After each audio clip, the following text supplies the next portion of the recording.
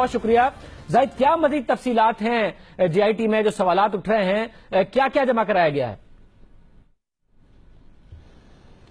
شاہزیب، اس میں prime minister of Pakistan کے latest گوشوارے دیے گئے ہیں جو 2016 اور 17 کے ہیں. اس میں ساری ڈیٹیل بتائی گئی ہیں کہ وزیر اعظم کو اس کے بیٹے نے گزشتہ 4 سال میں تقریباً 88 کروڑ روپے گفٹ کے طور پر باہر سے پاکستان بھیجے ہیں.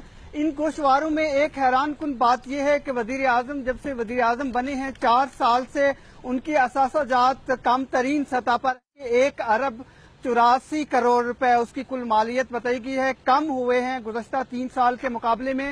اس میں شاہزیب ایک اہم بات یہ ہے کہ وزیر اعظم کو گزشتہ 4 سال میں تقریباً 22 کروڑ کے ریشو سے ان کو گفٹ ملتے رہے ہیں. حسین نواز اس کو US ڈالر میں یا یورپین یونین کے تھرو یہ پیسے بھیجتے رہے ہیں. اس کے علاوہ ساتھ ساتھ جو ڈیٹیلز بتائی گئی ہیں کہ وزیر اعظم نے اپنے کچھ بزنس کے شیئرز کم کیے ہیں، یہ ایک وجہ ہے جس میں اوورآل اس کے اثاثہ جات کی قیمت کم ہوئی ہے.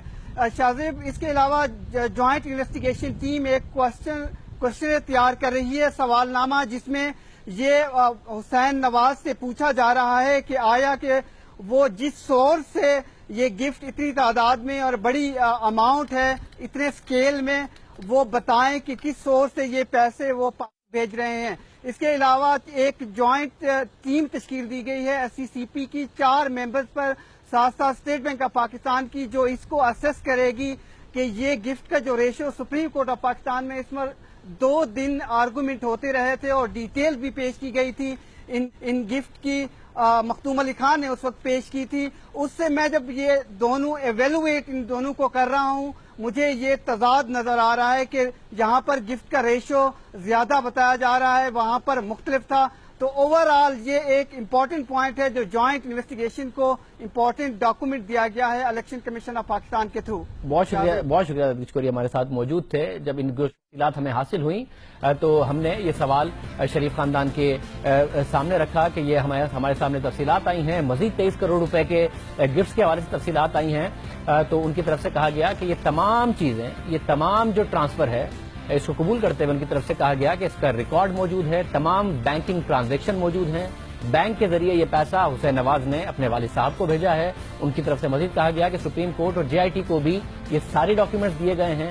ان کی طرف سے مزید یہ بھی بتایا گیا کہ نہ صرف بینکنگ ٹرانزیکشن کا ریکارڈ دیا گیا ہے بلکہ سعودی عرب میں موجود اسٹیل مل کے حوالے سے جو بھی منافع آیا اس کا ایک آڈٹ کرا کے بھی ایک رپورٹ جمع کرائی گئی ہے. جو آڈیٹڈ فرم ہے ان کی طرف سے باقاعدہ طور پر یہ رپورٹ جمع کرائی گئی ہے جس میں یہ لکھا گیا ہے کہ اس وقت کمپنی کے پاس یہ سرپلس کیش موجود ہے جس کو وہ بھیج سکتے ہیں جہاں بھی بھیجنا چاہیں. تو سرپلس کیش کا باقاعدہ طور پر آڈیٹڈ اکاؤنٹ بھی سپریم کورٹ میں بھی جمع کرایا گیا تھا اور JIT کو بھی یہ ڈاکیومنٹ جمع کرایا گیا ہے. ہماری اس خبر کی تصدیق کرتے ہوئے ان کی طرف سے بتایا گیا کہ یہ سارا کا سارا ڈاکیومنٹری پروف موجود ہے.